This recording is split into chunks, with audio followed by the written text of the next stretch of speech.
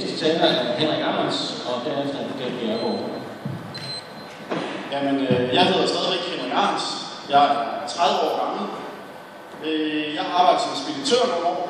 Det har jeg så valgt at stoppe med for at opgradere min uddannelse, så nu læser jeg finansbachelor færdig til januar, arbejder i Jyske Bank, og er så heldig at få et job i banken efterfølgende. Jeg er oprindeligt tilflytter til Aarhus. Kommer fra Sønderjylland, har boet i Aarhus i knap 10 år efterhånden. Og som så mange andre, så er jeg faldet pladask på den her by. Det er en fantastisk by. Vi har alle muligheder i den her by, men der er der lige nogle ting, der kan gøres bedre, og det kræver altså et stærkt ønske. Jeg stiller op til byrådet med den samme årsag, som jeg gjorde sidste år. Eller sidste valg, det var desværre 3,5 år siden. Og det er, fordi jeg mener, at der er så mange områder i den her kommune, vi kan gøre det bedre. Et af de sager, vi har, og jeg er enig med Benjamin, og sikkert også meget som kandidatfældet med meget af det politik, vi har. Men et område, hvor jeg har, det er mindre byråkrati. De lokale ved altså bedst. Og det gælder, om det er de lokale skole, eller lokale plejecenter, så er det altså dem, der har den lokale kontakt, den daglige kontakt med oceanerne. Og derfor skal det beslutninger tages derude, og ikke inde i byrådet eller andre. Politikerne ved ikke alt.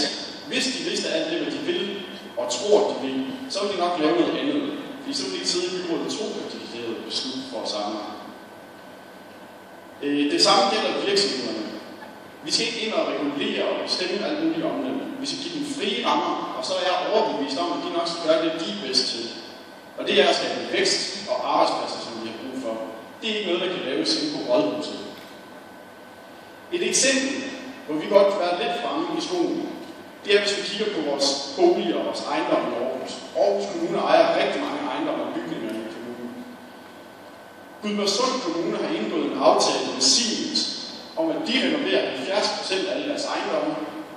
De regner med at kunne spare 23% af deres samlede energiudgifter. Det betyder, at den her investering er betalt tilbage på 12 år. Det koster ikke en krone for kommunen, og de er da garanteret af Siemens, at det kommer til at koste en krone. Og det betyder, at efter 12 år, så er der rent gevinst for kommunen. Oven i det har de fået bedre bygninger, bedre indeklima, det er godt for miljøet, og der er økonomiske besparelser i det. Det er jo sundt fornuft, og der burde vi jo være meget længere fremme, når vi har energivirksomhederne i byen i forvejen. Så har jeg også et fokus med, at man har de her prioriteringer, og det er kerneydelserne. Det er ikke prestigeprojekter. Det seneste vi så, det var DM i Skills. Det kostede 12 millioner, og der er ikke kommet en eneste, der har fast arbejdsplads. Jeg er sikker på, at der var nogen, der fik et arbejde op til. Et eller andet har vi trods alt brugt de 12 millioner på. Men det har ikke skabt nogen arbejdspladser.